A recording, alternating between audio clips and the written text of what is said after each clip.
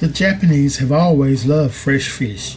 However, the water close to Japan have not held many fishes for decades. The fishermen, therefore, had to go further out to sea to catch their supply of fish, and the fishing boats got bigger, bigger, and bigger.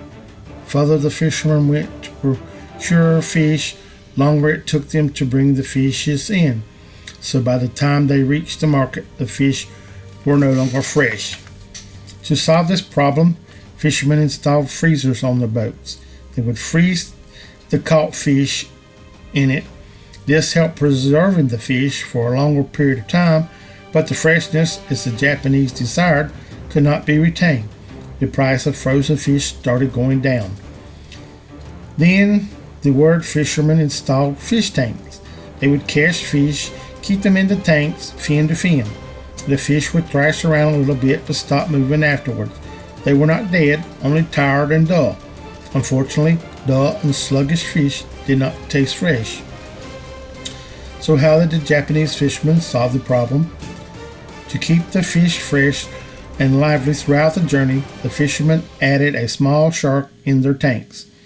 The shark would eat a few fish, but the remaining ones were in a lively state when they reached the market. The shark created a challenge for the fish and kept them active throughout the journey.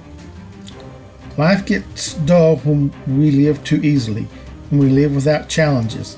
It's the challenges that help us grow and keep us lively. So we should consider the problems and challenges as motivators for moving forward in life. Without challenges, we become complacent, life becomes boring and purposeless.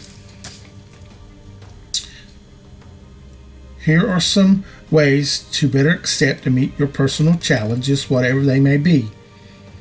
Face the challenge.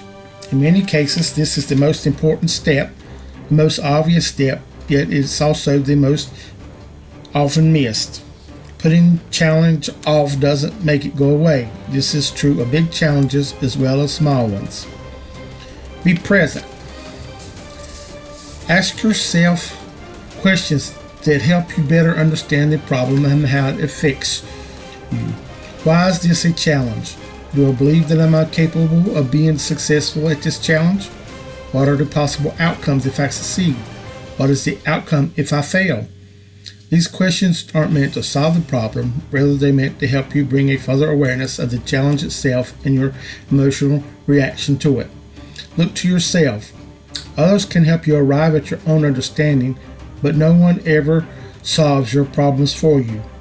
The sooner you take up the challenge, the quicker it stops becoming a problem. Know yourself. Challenges are opportunities to grow.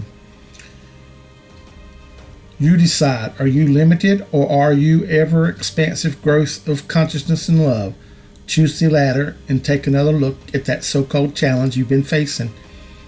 There's a reason why certain challenges seem hard to you while others breeze right through the same situation. It's not because they're better than you. It's all about consciousness. Those who face challenging tasks have found a way to avoid seeing those activities as challenges. Detach from the outcome. Stressing about the potential outcome is often what turns a molehill into a mountain. Once you shift your focus to the things that are actually going on instead of the result, the most intimidating parts of the trial start to disappear. If you simply perform the task at hand without worrying about the outcome, you have power over the situation. Some challenges seem enormous and harsh, but if you remain centered and full of awareness, no challenge is too big to meet your power and grace.